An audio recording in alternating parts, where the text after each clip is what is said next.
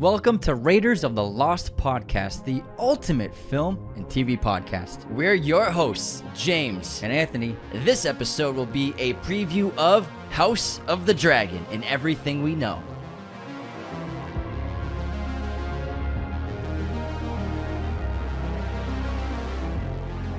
Dun, dun, dun, dun, dun, dun, dun, dun, dun, dun, dun, dun. I can't wait to hear the new theme song. Yeah, hello movie friends. Welcome back to the show. We're very, very excited to be heading back to Westeros this year. The new House of the Dragon show comes out very soon, only a few weeks away, and I am excited. The trailer looked absolutely perfect, stunning. I just love the atmosphere they created. The production is just like top notch. I'm very excited for the show. And I think they're going to win back everybody that they pissed off with the end of Game of Thrones Season 8 because about 98% of the people who watched that show were not happy about the ending. I mean, I think that was great. I thought it was pretty cool. They were kind of hinting at it the whole time.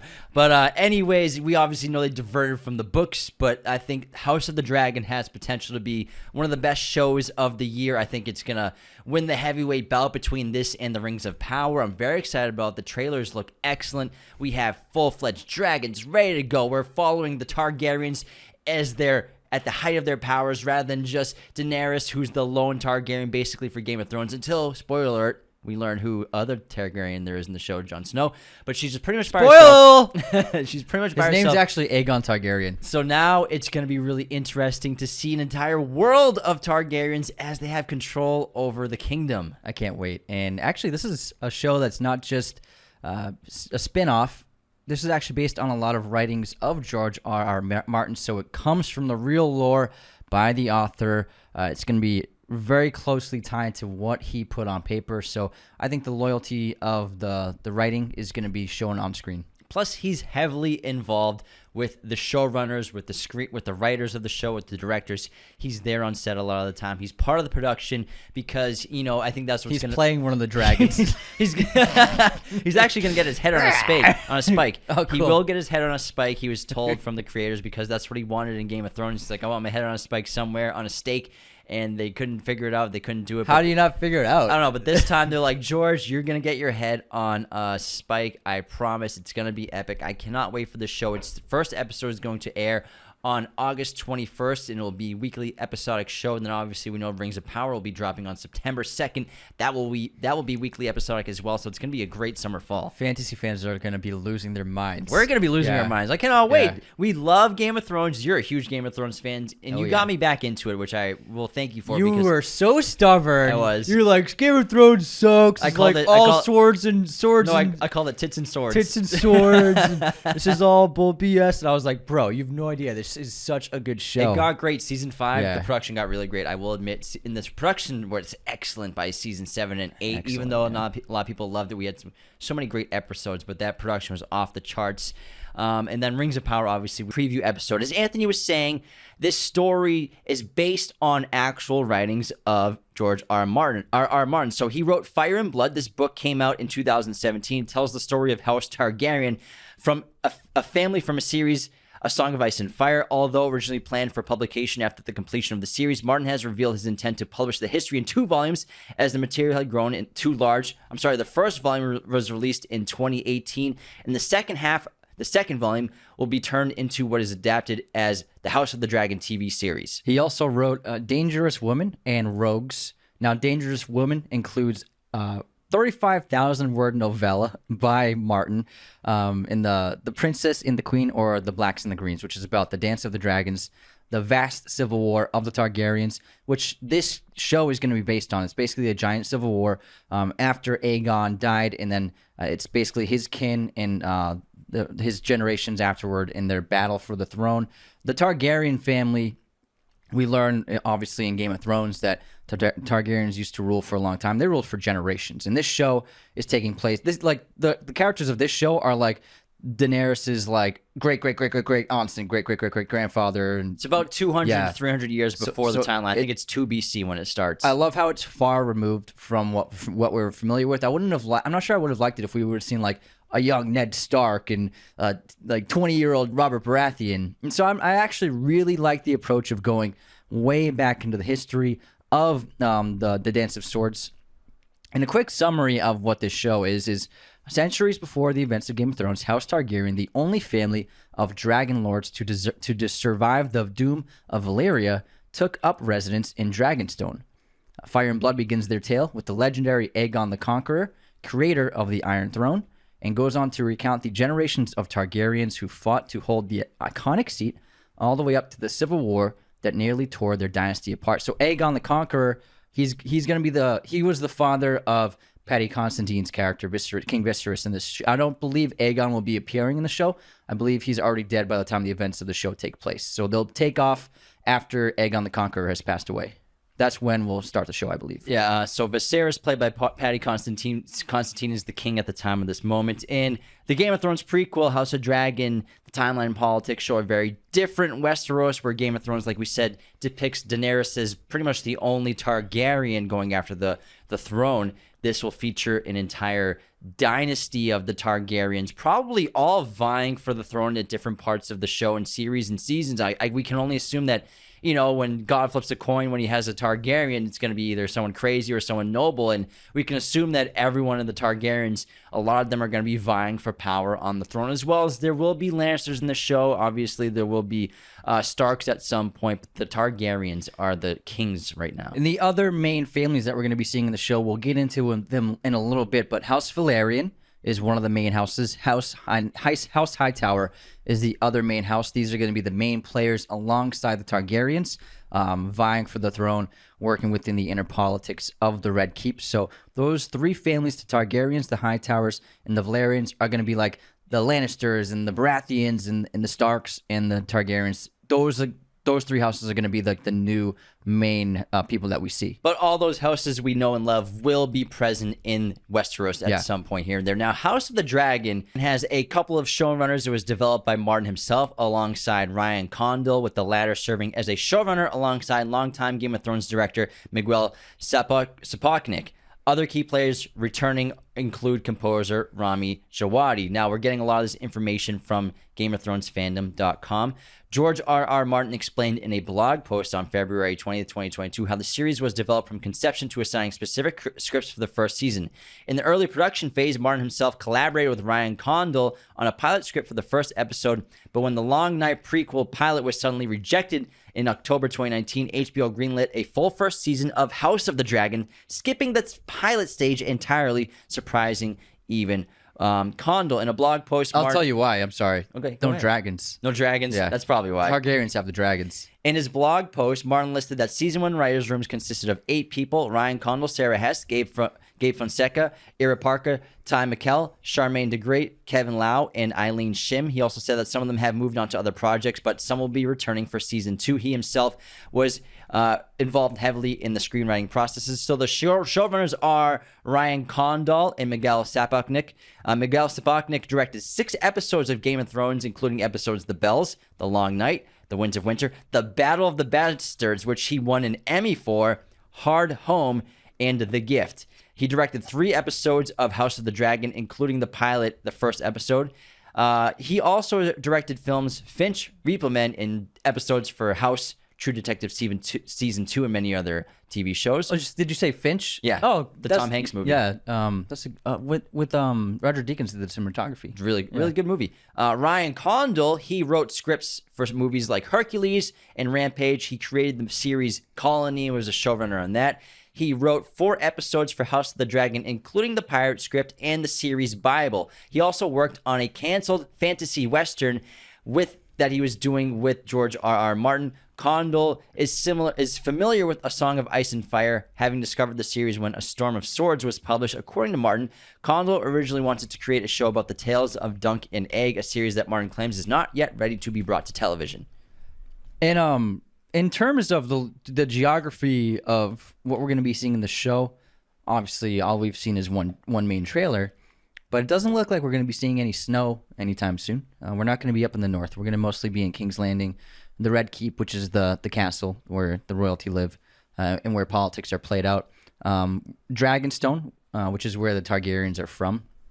And that's where Dany's hanging out in season 8 when Jon goes and visits her and he finds the Dragonstone inside of the cave, which they use to fight the Ice Army. And then we'll be in Dorne, which we've seen before. Dorne had a major role in the Game of Thrones Westeros that we're familiar with. Old Town, which is a safe kept area of Targaryen riches, which we have not seen before. Lys, which is one of the free cities of Essos. We've been to a few of the other cities of Essos in the Game of Thrones series. The Stepstones, which is the broken land bridge between Dorne and Essos. We have not seen that.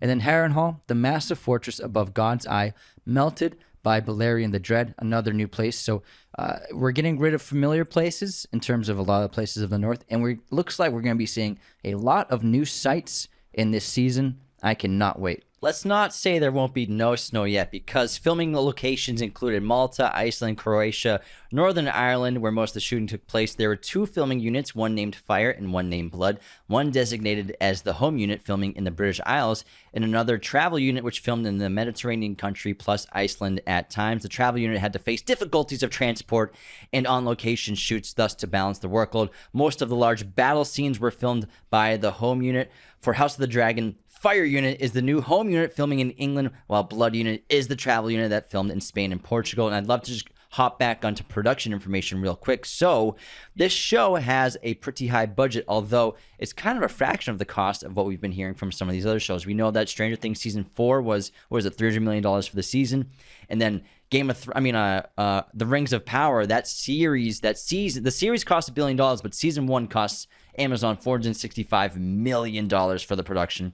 Who knows what marketing costs were. Now, Game of Thrones' new prequel series, House of the Dragon, has an under $20 million budget per episode to produce in its 10-episode first season. To put that into perspective, Game of Thrones season 1 cost $6 million per episode, and then by season 8, it cost about $15 million per episode. And so it's just less than half the cost of Amazon's show, and it's probably just going to look just as good. Well, the reason for that would definitely have to be because Amazon's production, they had to set up shop, and a lot of that money went into building their base camp in New Zealand, which is where they're filming out of, and they built like this gigantic production center, basically. That's where they're making all the props, the clothing, the wardrobe. It's where all the people who work on the production stay and work and live. So it cost a lot of money to set up their production, and that's why season 1 cost $465 million, and every other subsequent season is only going to cost probably about $120 million each. It's because they had to spend so much money, like $300 million, just on building infrastructure. Yeah. Whereas Game of Thrones, HBO and Warner Bros., they already have it all. They didn't throw anything away. Plus, they're on their location shooting. They're just using our world. Yeah, exactly. That, because they use a lot of great location shooting, like you said, but also a lot of the sets have already been built. We know a lot of this. The Red Keep's already been built. Like they're going to be using the same sets we're familiar with for all of King's Landing, for all of the Red Keep, for Dorne, and so it's very like studios. They never throw anything away, and so they are probably saving a ton of money just by reusing things. And also, think of all the wardrobe they're going to be reusing. They don't have to like especially background actors. They don't have to make anything. Imagine the thousands and thousands of pieces of clothing they made for the show. They could just repurpose it all. So they're saving so much money just by already making a production for 10 years. They're just like, oh, let's just take all the shit and make a new one. Just put a new emblem on all the helmets. Exactly. That's all. It's already paid for. Now, there will be 4 directors for season 1. As we said, Miguel Sapochnik is directing 3 episodes. He's doing episode 1, 6, and 7. Greg Yaitanes is directing 3 episodes as well, episodes 2, 3, and 10. Claire Kilner will direct 3 episodes, episodes 4, 5, and 9. And then Geeta V. Patel will direct 1 episode, episode 8. The production designer of the show is Jim Clay, who's a 2-time BAFTA winner. He won a BAFTA, I believe it was for Children of Men, which he did the production design for. He also did Belfast, Death on the Nile, Murder on the Orient Express. So a very talented guy for sure. Costume designer, I think this is really important, and I think this is definitely a category that flies under the rug of its importance to a film, especially fantasy, something like that. We have Jenny Tamaim is going to be doing the costume design. She did all the Harry Potter movies, starting with Prisoner of Azkaban, and just like how Cuarón created a shift in the tone, you can definitely assume and tell that she created a tone with the wardrobe going forward. And then she also did Children of Men and Spectre and Skyfall, so she is very talented. Not bad. Set decoration will be by Claire Nia Richards, another very appreciated craft in the filmmaking and TV world. Set decoration, these people are responsible for selecting, designing, fabricating, and sourcing the set dressing elements of each set. She did The Batman, 1917, Sherlock Holmes, A Game of Shadows, Anna Karenina, Belfast, The Theory of Everything, etc. Lots of Warner Brothers movies. Yeah, keep it in the house. Composer Rami Jawadi will be coming back. He did all of the music for Game of Thrones. He also does Westworld. Tons of movies out there. He's done some Guillermo del Toro movies. Very busy guy for sure. Visual effects will be done by MPC Episodic, Outpost VFX, and Pixamondo. Cinematographers are Fabian Wagner with Miguel Sapochnik, Pepe Avila del Pino with Greg Yatanes, Alejandro Martinez for Claire Kilner, and Catherine Goldschmidt for Geeta Patel. And like I said, filming was all over Northern Ireland, Croatia, Malta, and Iceland. And also Portugal and Spain will be used for filming locations. Nice. What's really interesting about what we're going to see is that this story is going to be told with time jumps. I'm not exactly sure how many seasons they'll go with it, but the two lead actresses of this show, the characters are Rhaenyra and Alicent. They're going to be portrayed by two actresses each. Is it Alicent or Alicent? Alicent? I think it's Alicent. Alicent? Alicent. I think it's a soft C. Not like Alicent? Yeah, maybe. Yeah, Maleficent. Let's just decide. Let's say Alicent. Yeah. I say Alicent. Alicent. Alicent. We'll go with Alicent. Right. And so, Alicent. So Rhaenyra and Alicent. That sounds good. Yeah, sounds nice. Good. What a beautiful name. Maybe I'll name my daughter Alicent. They're both being played by two actresses, a teenage actress and then an actress in their late 20s and early 30s. And so they're both playing scenes in terms of the other actors and actresses, I think, will be played by the same character, but by the same people. I'm sorry, the other characters will be played by the same actresses because they're already older. And so it looks like, at least for this season, we're going to be bouncing around to probably, my guess would be Aegon's death, King Viserys' rise, and then Rhaenyra is his daughter. And then we're going to be seeing, when she's older, a lot of these Targaryens vying for Viserys' throne. That's my guess for why there will be a time jump for these people. Now, is it Viserys or is it Viserys? King Viserys. Is that they talk about that in Game of Thrones? I think it's Viserys. I'm gonna go with Viserys. I think that's a cooler sounding name. Maybe I'll name my son Viserys. Jesus, see how many kids you can have. Now the Targaryens, let's get into their family traits. So their motto is fire and blood, obviously. Their sigil is a three-headed dragon breathing flames, red on black. The three-headed dragon represents Aegon the Conqueror and his two sisters, Rhaenys and Visenya. They are Valerian. They have silver, platinum, or gold hair, and eyes in a variety of shades of purple or light blue. Their traits include Targaryens can tolerate a bit more heat than most ordinary people. However, they are not immune to fire unless you're Daenerys Targaryen. Then you just walk inside fire pyres and you just survive and you're Dragon's Hatch. They have an ability to have premonition-like dreams. And Targaryens are seen as prone to madness, presumably caused by their inbreeding. According to King Jaehaerys II, madness and greatness are two sides of the same coin. Every time a new Targaryen is born, the gods toss the coin in the air, and the world holds its breath to see how it will land. Now, the Targaryens are the only family of dragon lords who survived the doom of Valyria, as Anthony said earlier on. The Targaryens left Valerian freehold 12 years before the doom. They resided for more than a century at Dragonstone Castle on Dragonstone Island until Aegon the Conqueror and his sister wives, Visenya Rhaenys, began the first of the war's conquest in 2 BC. Now, what I'm really excited about, though, are the dragons. Oh, yeah. The dragons. In season 1's going to feature 9 of the 17 dragons that will be featured in the entire series of House of the Dragon. It's a lot of dragons. That's why I think HBO was like, yeah, let's go with this one. I think you're probably right. And they'll all be unique and eclectic, and these mythical monsters will seem so realistic, and these teasers we've been getting of them and the trailers are phenomenal, and a lot of the characters will already be dragon riders, which was obviously it was incredible to see Daenerys for the first time ride one of her dragons, who I think it was Drogon who came to save her at perfect timing, hopped on his back, and it was like really incredible to finally see her ride a dragon after we've been watching her raise her little babies. Now we're gonna get dragons from day one, dragon riders from day one. It's gonna be sick. I actually have a list of a few of the main dragons we're going to be seeing and their names. I'm more excited about these than the characters. Yeah, so the most powerful dragon and possibly the greatest dragon who ever lived is Caraxes. Caraxes the Bloodworm is written by Prince Daemon Targaryen, who is Matt Smith. If anyone who's a fan of Matt Smith, Doctor Who, he's going to be playing Daemon Targaryen, who's the brother of King Viserys. I think it's Viserys. I think he might be right. Caraxes is described as a formidable, huge, blood-red dragon who is fearsome and battle-savvy.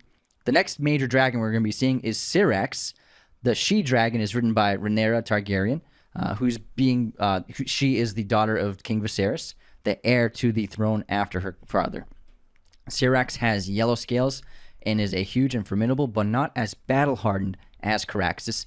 Then we have Vegar, who is one of the 3 legendary dragons who first ever conquered Westeros alongside Valerian and Meraxes.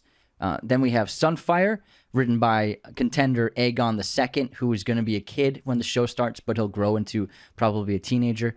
And then Melis is the Red Queen dragon, written by Rhaenys Targaryen, who we're going to be seeing as a major character in this show. She is King Viserys' cousin. Interesting thing about Rhaenys, we'll get into her in a little bit, is she was actually supposed to be in line for the throne, but Viserys was chosen instead of her. And then Valerian, the Black Dread, is one of the most legendary dragons of all time, and Aegon the Conqueror used to ride him. Those are like the 5 greatest dragons in Targaryen history. That's pretty cool, man. I'm very excited about this because they looked great season 7 and 8 for sure in Game of Thrones, and it was obviously one of the best parts of the entire show was getting the dragons and seeing them grow and watching the destruction that they could cause and how the might of the Targaryens was built on the backs of dragons, and that's the reason why they rule, and they understand that, and that's why they're constantly trying to breed dragons. But I like the thing about the show is that the peak of their rule, and I'm really curious to see how they start to lose their rule, if they start to lose dragons, if their dragons are starting to get defeated into battles, which is going to weaken their position in Westeros. Last known dragon, according to the Game of Thrones world, if you from that perspective, died young in 153 AC. So that was the last dragon that belonged to them. And then obviously we all know there were no dragons born until Daenerys Targaryen, her 3 hatchlings hatched. And also keep in mind with the Targaryens, they have a proclivity for madness and aggression, and have inability to control their senses and emotions at times because of inbreeding. Not all Targaryens are inbred. It happens with, like, not every family, but brothers and sisters, cousins, they get married and they have children. It's pretty common, but oftentimes Targaryens are married off to another family, like a prince of Dorne will marry a princess Targaryen or something. So it's common for both the Targaryens. They're not like all breeding with each other. They have husbands and wives and marriages with other families and other houses to keep the peace, to keep allies. So that you'll see commonalities of, it's not just all inbreeding with the Targaryens. People might have that maybe misconception about them. Yeah, but speaking of the Mad King, it's King Aerys from Game of Thrones world, who was slain by Jaime Lannister at the end of Robert's Rebellion.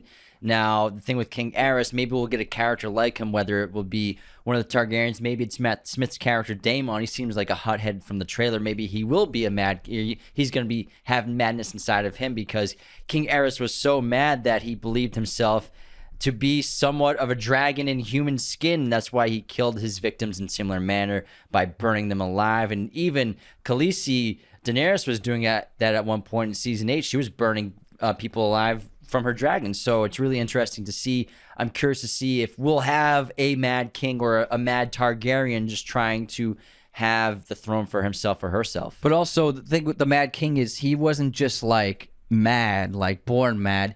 He actually lost like so many children and so many loved ones, and it kind of drove him mad amongst other things. So Matt Smith's character Daemon, he hasn't been through the turmoil and emotional hardships that King Aerys went through, but I'm sure that he seems like he's going to be like an antagonist for Paddy Constantine's character, King Viserys. How about we go into our intermission, then we'll start talking about all the characters. And we promise we won't do spoilery stuff, but at the end I think there will be some spoilerish stuff that we will talk about and we will warn you. Let's do it. That's like a double negative. I said we won't spoil stuff, but we will spoil stuff. There'll be a warning. Will there be spoilers? You'll find out until after we spoil them. But before we get into the intermission, the best way to support Raiders of the Lost podcast, besides using our coupon codes, is to become a patron at patreon.com/Raiders of the Lost podcast. You get awesome perks like personalized videos, podcast shoutouts in the show. Every patron has access to a weekly bonus episode, as well as our other tier patrons have access to custom bonus episodes in our Discord. $25 and $100 tier patrons get their own episode that you pick the topic. $100 tier patrons are also executive producers on the show, get their own custom watch party, and after 3 months of being a Chosen One patron, you get to come on the show as a guest segment. $10, $25, $100 tier patrons all have access to our Discord, which we're on every single day. Now let's get into the intermission. This episode is brought to you by our friends at movieposters.com. Use our special promo code Raiders10 at movieposters.com to get 10% off your order today. They have a gigantic selection of pretty much every movie and TV show imaginable in their arsenal, as well as a huge selection of all sorts of sizes, framing, and even backlighting. So whatever your poster needs are, they got you covered. We have a bunch of these posters on our set. They are high quality, the best posters money can pay for. Again, head on over to movieposters.com. Wide. All right, let's hit into our intermission, man. Let's do it. All right, what's your movie quote? What do you got? Hold on, I'm scrolling. Give me a sec. I got a lot of notes. Keep scrolling, man. A lot of notes. Page. Where is it? Here we go. All right, you ready? I'm ready. Why do I fall in love with every woman I see who shows me the least bit of attention? Sounds like a simp.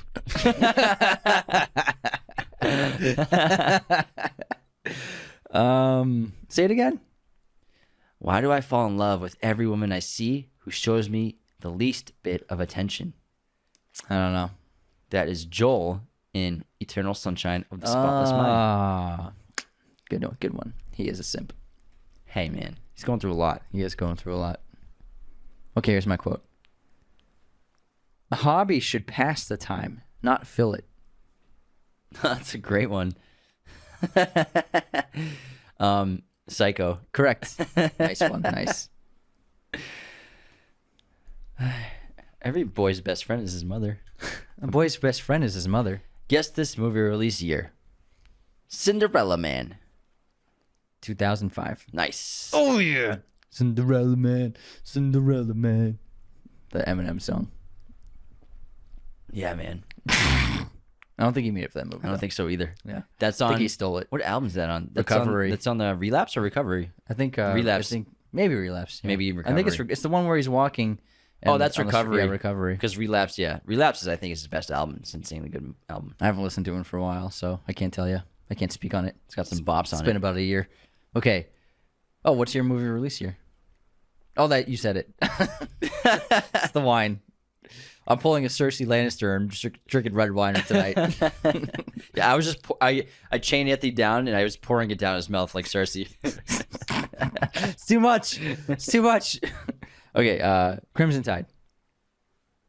Love this movie. See prove how much you love it. All right. 1991. 1994. Nope. Man, you really love it. 1988. 95. 95. It's a really good movie, though. All right, movie pop quiz time. Which Bourne film is Paddy Considine in? Ultimatum. Yeah. He's the journalist who gets shot in the Waterloo station. That was fast. The Ultimatum, you get shot at the Waterloo station? What? I know the movie really well. So do you. If I gave you that question, you'd get it in a second. That's true. It's a great fucking scene. That was an excellent 15-minute scene. Oh, my God. My God. Jesus Christ. It's Jason Bourne. That's what it's from for all you who haven't seen it. That's where that scene's from. Oh, my or just God. the meme. Yeah, that's just the David Strathairn meme. The Jesus Christ Jason Bourne memes. I could watch those. There might be my favorite. I could look at those all day. The stuff that the stuff people stitch with it. I remember oh there's one where it's like just one of those nerdy kids flipping a lightsaber around. Yeah. It's like, Jesus Christ, it's Jason Bourne. No, there's anything wrong with that. I do that too. Yeah, but Jason Bourne. All right. What's the name of the Sylvester Stallone disaster movie of people trapped in an underground tunnel in New York City? That movie's sick. It is sick. What is it called? Holy crap. That's the question of the day. Let's see. There wasn't that was like a string of movies where there was like It was disaster movie time. like not Yeah. like global disasters, but like smaller disasters. Volcano, the Dante's Pierce Brosnan Peak. movie. Yeah, Dante's Peak, the Pierce Twister. Brosnan one. Twister, yeah. Disaster movies were in. I liked them when they were smaller scale though. When When you're it's blowing not up when the planet- world's gonna like it's better when it's like a you know a they're gonna city. save. You know they're gonna save the day. Yeah, they're not, they're gonna save the world from exploding, but Yeah. like what about like a city? I mean, it's possible it can happen. So yeah, I like it. Moving. All right, let's Well, you see. didn't guess it. Were you about to say call it? moving on? Yeah. I honestly blank. I think it sounds. I feel like it's a one-word title, and it's like it's not trapped. It's it's not. It's not Are these guesses? Stallone. I can't give you a bunch of I'm guesses. saying You're things just speaking out loud. Saying things that it's And not. you're watching my reaction. No, I'm not. You're looking right at Just me. slowly saying words until something clicks in your eyes. I have no idea. Daylight. I knew it was one word. Daylight. Should have got bonus. I should have got credit for that a little bit. No. One word. No. Daylight. No credit. It's kind of a weak title How's that a weak title? for like that situation. That's what you want, but that's what they all want to see is daylight. Finally see I like that daylight. movie a lot. Yeah, I mean, we watched it when we were kids. We watched it a ton growing Yeah, up. it was cool. It was one of those Stallone movies that was always on TV. Yeah. Saves. I'm not going to tell you what happens, but they all Everyone die. dies. They all die. All right, who's our hater of the week or unsubscribes? What do we got? We got some unsubscribes. We got some. I love the unsubscribes. 1 second. Who do we got? Who do we All got? right. Daniel Smith in our Voldemort episode. This is for sure my favorite podcast. These guys always knock it out of the park. Kid. Can't wait to see Raiders of the Lost podcast Origins. Just wish I could watch the show in IMAX. And since I can't, unsubscribe. So many inside jokes. I love it. And then Chaz Michaels in episode. I thought it was going to be in our mid-year awards show. I thought it was going to be an award show for mid-movies. Unsubscribe. I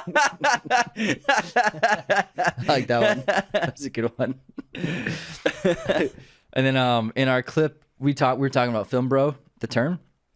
And then Birkin Glock wrote, said the word film bro way too many times. Unsubscribed.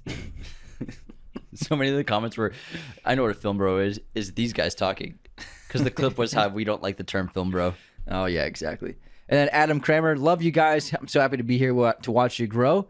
It's inspiring and love spreading the movie love. I'd subscribe twice if I could, but you can be sure I'll never unsubscribe. Thanks, very, pal. very sweet. Very sweet. And then, I totally messed up something obvious. Sabrina in our Nope episode, the greatest game, it's called the most dangerous game. I remember editing that. When we said it, I was like, this doesn't feel right. It's just, yeah.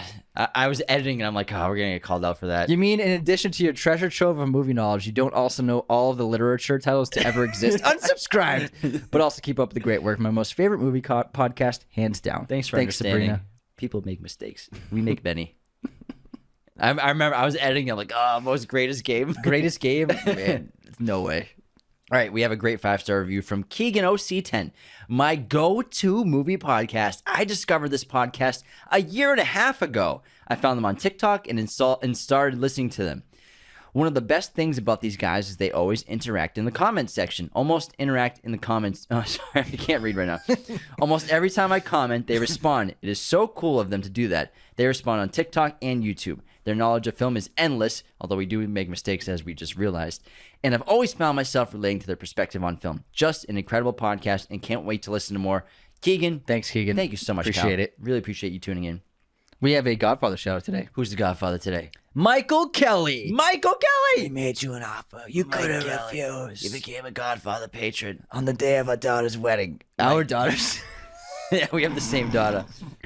Is that my daughter? Is that my daughter?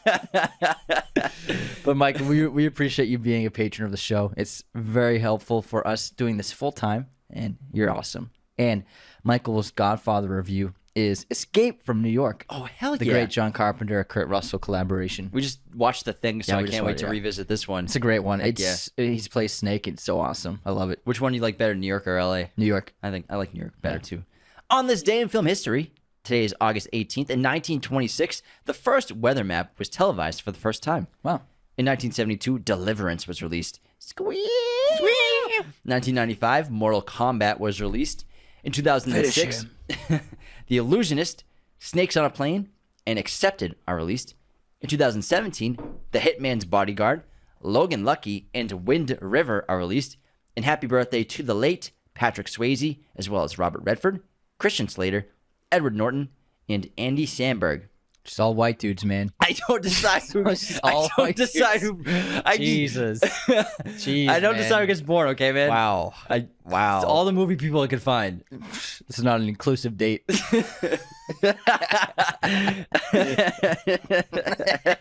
It's so funny every time you call it out. It's always funny. Oh man, my stream recommendation. Now someone's gonna pull up an actor from like a B-list CW show. Yeah. Like it's his birthday too. How could you not? My stream recommendation is The Town, which just got added to Netflix for August. Wicked pissing guy. Yeah, kid. We're gonna hurt some people. Can't tell you who they are. Whose car we taking? Can't ask me any questions. My streaming recommendation is Unsane on Hulu. Soderbergh's film with Claire Foy, which he shot on an iPhone. It's really fun. All right, let's get back into our House of the Dragon preview episode. How about we start getting into some characters? Let's start with House Targaryen, the most famous house in this show. And you already went over House Targaryen in their sigil. And so the first major character we're going to be seeing in the show is King Viserys Targaryen, played by Paddy Considine. Viserys was chosen by the Lords of Westeros to succeed the old king, Jaehaerys Targaryen, at the Great Council at Harrenhal.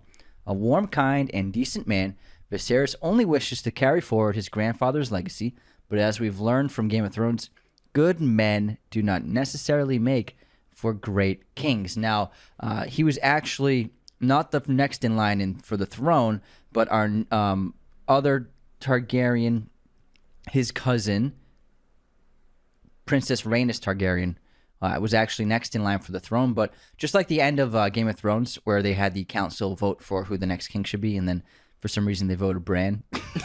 This is how King Viserys was elected as king. He wasn't next in line. He wasn't the son of the previous king. He was selected by a council. It seems like this will be a major theme in the show. The patriarchy not letting female rulers take their rightful heir to a throne. Yes, because she was actually passed on the sole reason of her being a woman.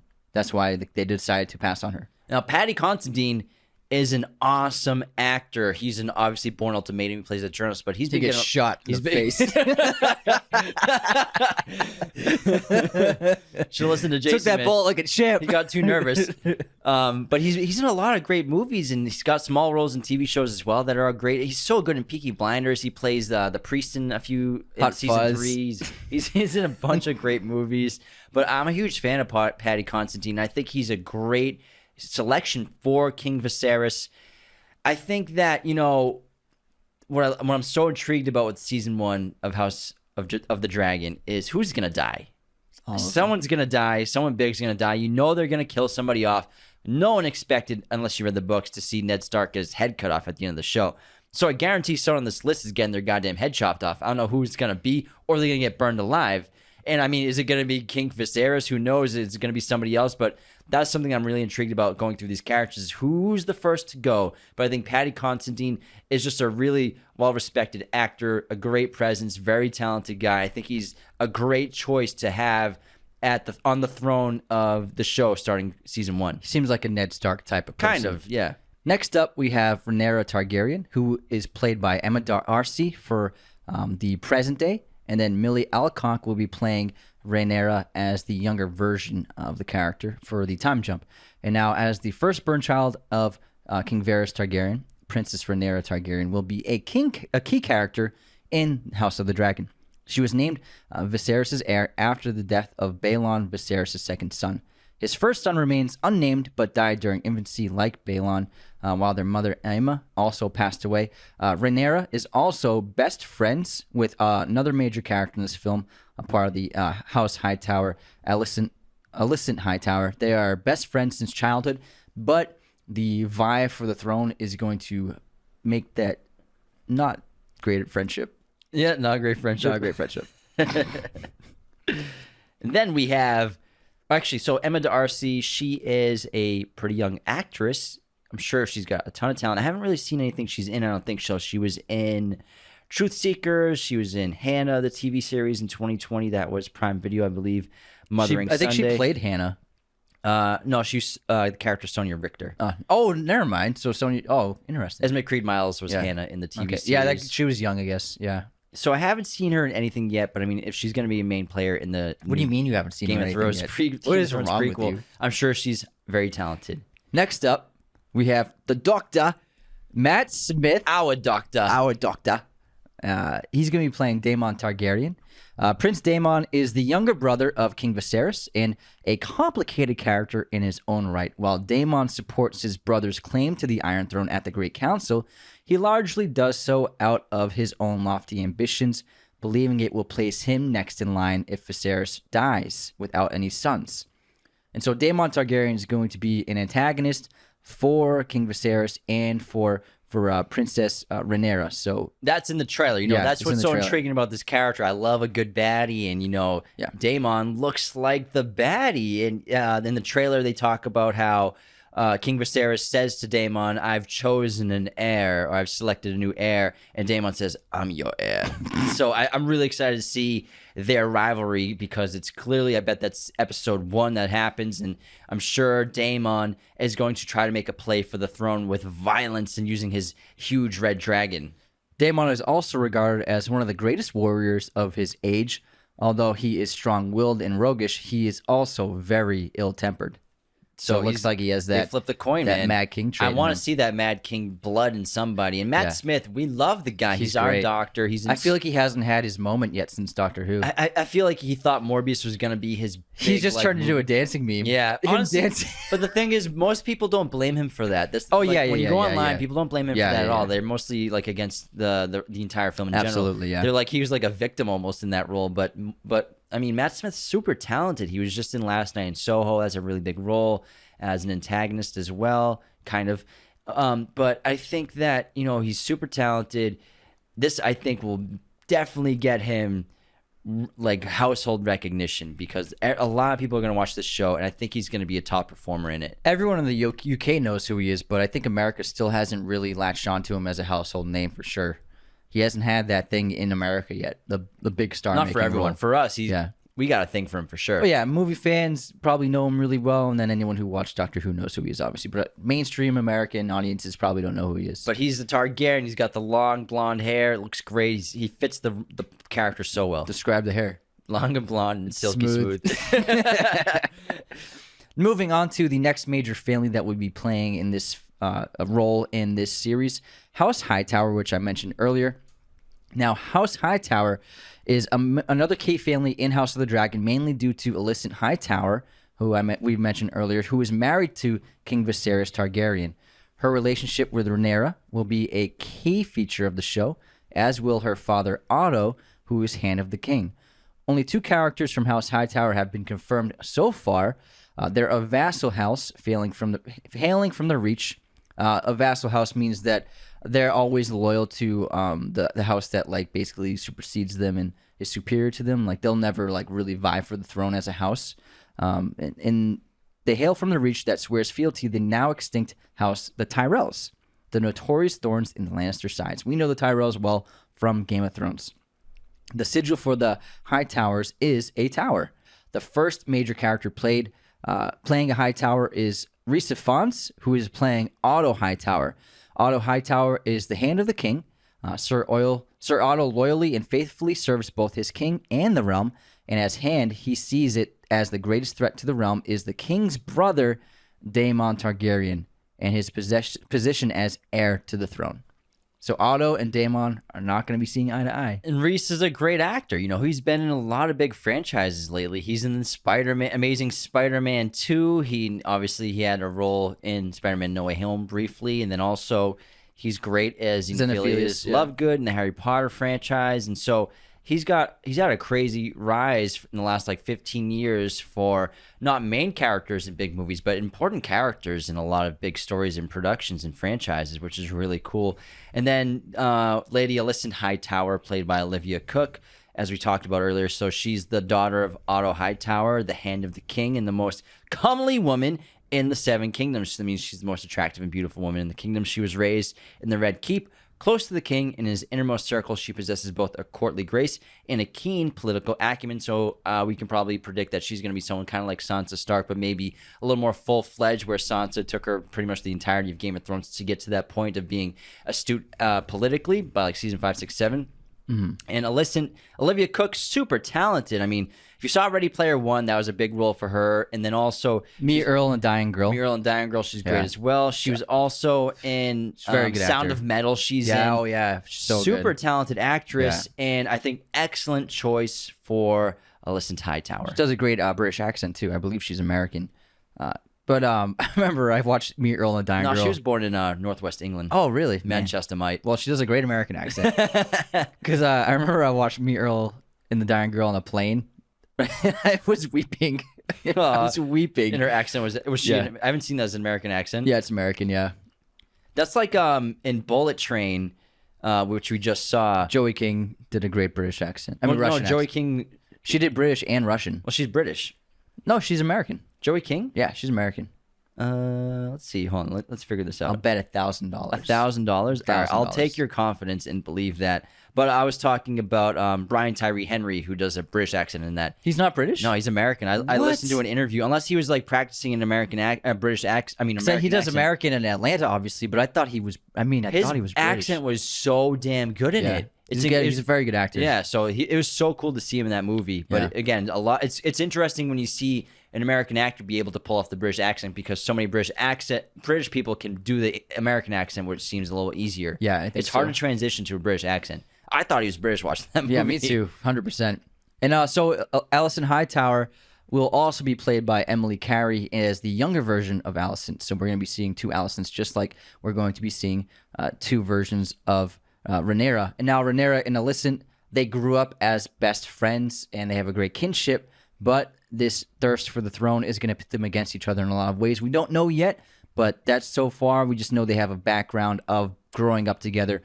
And Alicent, growing up in the Red Keep, she grew up with royalty. Like, the Red Keep is the big red castle of King's Landing. So she grew up with the best tutors, best teachers, with great wealth. So she's probably very adept and very knowledgeable. And already is extremely familiar with politics at the start of the show. Do you think they're keeping secret like a Littlefinger-like character? I'll tell you about the Littlefinger character when we get to them. Oh, is there one? There is one. Oh, okay, never mind.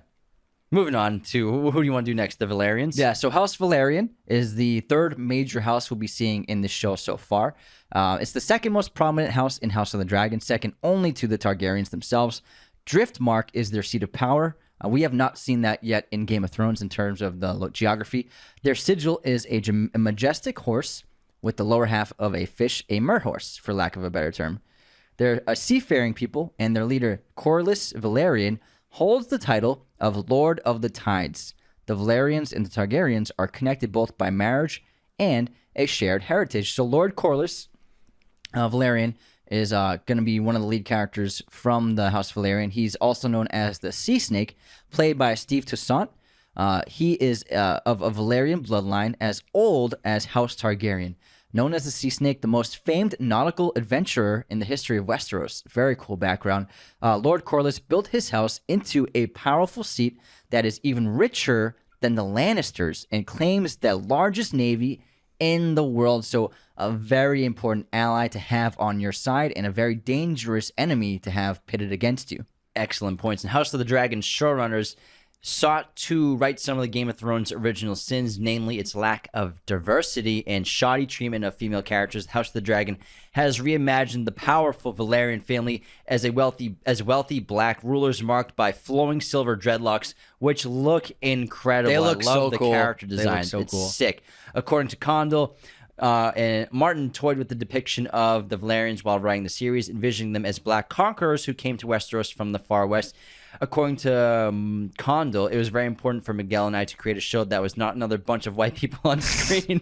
We wanted to find a way to put diversity in the show, but we didn't want to do it in a way that felt like it was an afterthought or worse, tokenism. So I think they did an excellent job. You don't want to pander to the audience. And I think that this character design is excellent. Steve Toussaint looks phenomenal in this role. It also absolutely makes sense because, like I said earlier, royal families, throughout generations, they will marry children into other families of allies to to make allied ships and to make friends with other kingdoms. And that's what Daenerys' brother was doing. Yeah, exactly. So it absolutely makes sense to, even though the Lannisters are generally seen as like a pure blood family. Targaryens. The Targaryens seen as a pure blood family. It makes total sense for them to have married into other ethnicities and races. And there are marriages throughout the family tree to other families of color, especially and most notably the Dorns have a couple of marriages in the Targaryen line. Now, our other major character from House Valerian will be Lord Corlys's wife, Princess Rhaenys Targaryen. Rhaenys is being played by Eve Best. She is a dragon rider, wife to Lord Corlys. She was the queen who never was, because, like I said earlier, she was passed over as heir to the throne. Even though her grandfather was the king, she was passed over because the realm favored her cousin, King Viserys, simply for being a male. And she is actually featured very prominently in the trailer. It seems like Princess Rhaenys will have a major part to play in this story. I'm not super familiar with the actress, but she seems very talented from what I've seen in the trailer so far. And it looks like the bond between her and Lord Corlys is very strong from what I've seen in the trailer as well. Yeah, and like we said, if you're in the House of the Dragon, you're going to be a talented actress for sure, no matter what role you're in. They only pick very talented people, I'm sure. Only talent. And so this is obviously a link to the alliance between the Targaryens and the Valerians. This marriage was arranged, obviously, to create peace and an allyship among the houses. Next up, those are the major houses we're going to be seeing. Next up, a major character we're going to be seeing a lot of is Sir Kristen Cole, played by Fabian Frankel. Fabian of Dornish descent. We're very familiar with the Dorns, a la Pedro Pascal playing the Viper, probably the most famous Dorn we've seen in Game of Thrones. Now, Kristen Cole, he was common-born son of the steward of the Lord of Blackhaven. He has no claim to land or titles. He's basically a nobody. All he has to his name is his honor and his preternatural skill with a sword. So he's one of the greatest warriors alive. He's going to gain a lot of power because of that.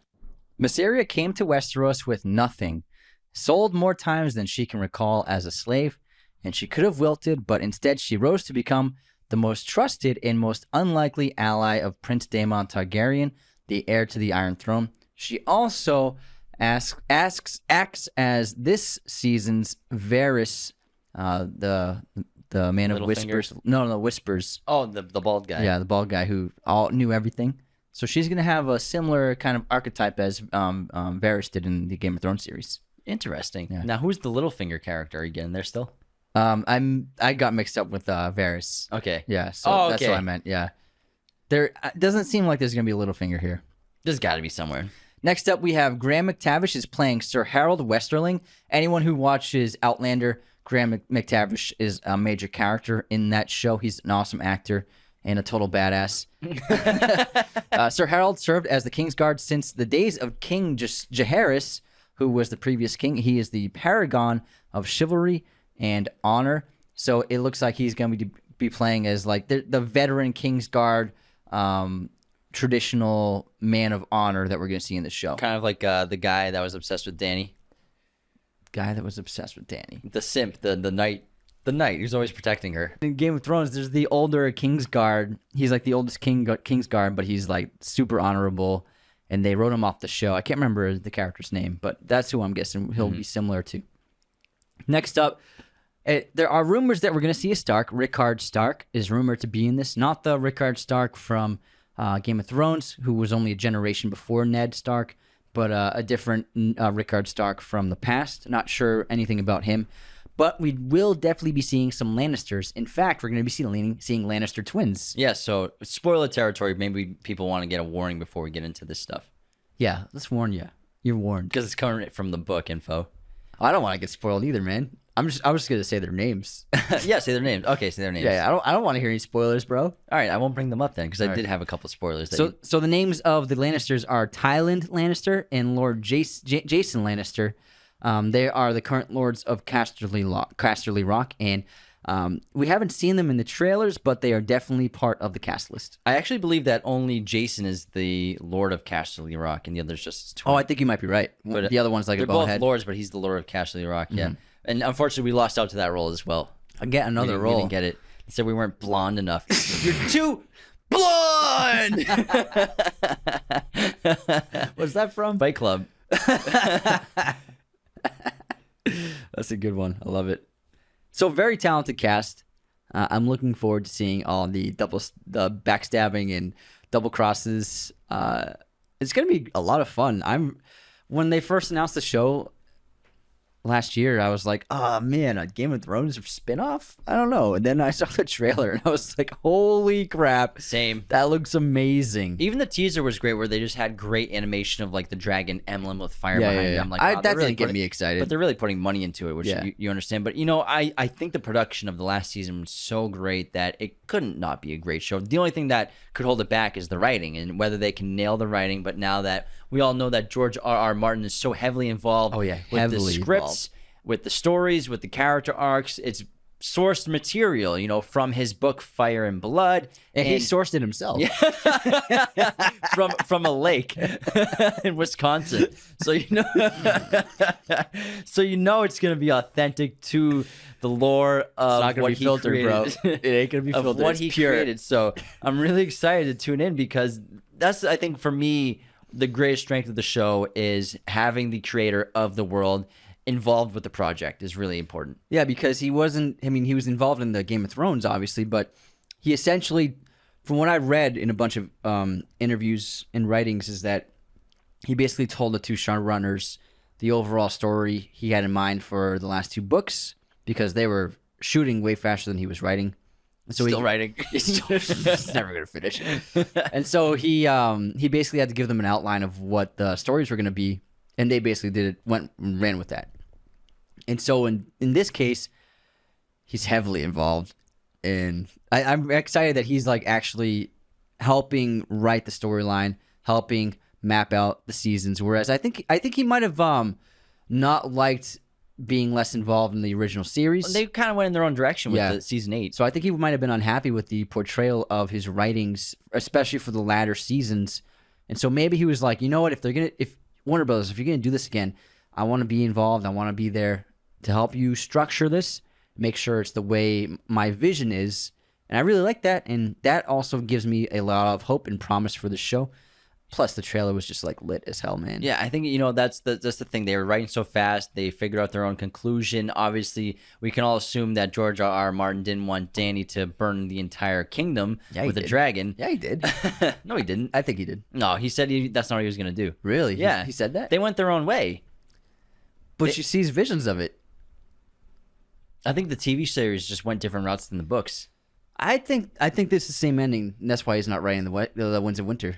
Maybe he's just gonna pretend like it never happened. That's what I'm saying, man. I think it's the right ending, but I think they just, in his view, they dropped the ball on how to portray it. It's similar to Dexter, which season 1 of that show is so similar to the book Darkly Dreaming Dexter, the first one, and then from then on, the writers kind of just took it in their own way with season 2, 3, and 4, and 5. I think that's kind of why that show went a bit downhill, and a lot of people lost interest. But I think that this is going to win back a lot of people that were dissatisfied with season 8 of Game of Thrones, especially the last 2 episodes, the last one, because I think there is immense potential here with Game of Thrones. You watch episodes like Battle of the Bastards and a lot of those great episodes in season 7 and 8, and you just say, like, there's no way they can't not make a great show. I think with the Targaryens, with the dragons, it's got to be good. I can't wait to see it. I'm so excited.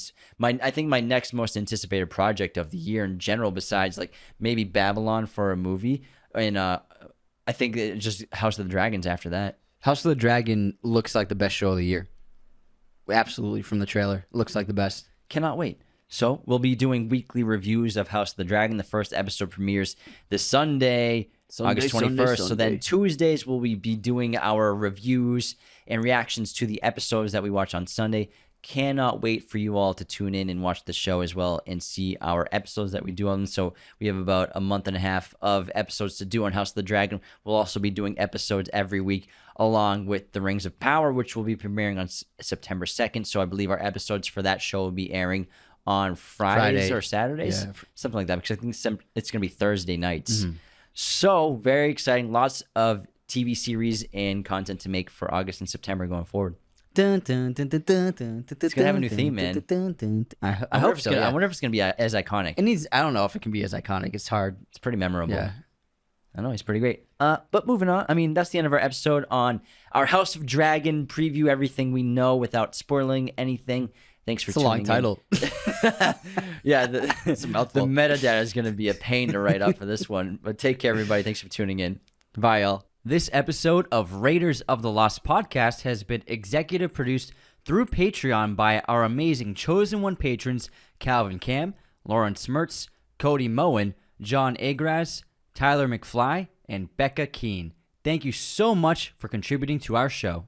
Thank you for watching Raiders of the Lost podcast. Be sure to hit that subscribe button, hit the like button as well, notifications for sure. Listen to the show on Apple Podcasts, Spotify, everywhere you can listen to podcasts, and be sure to check out this other content we have on our YouTube channel.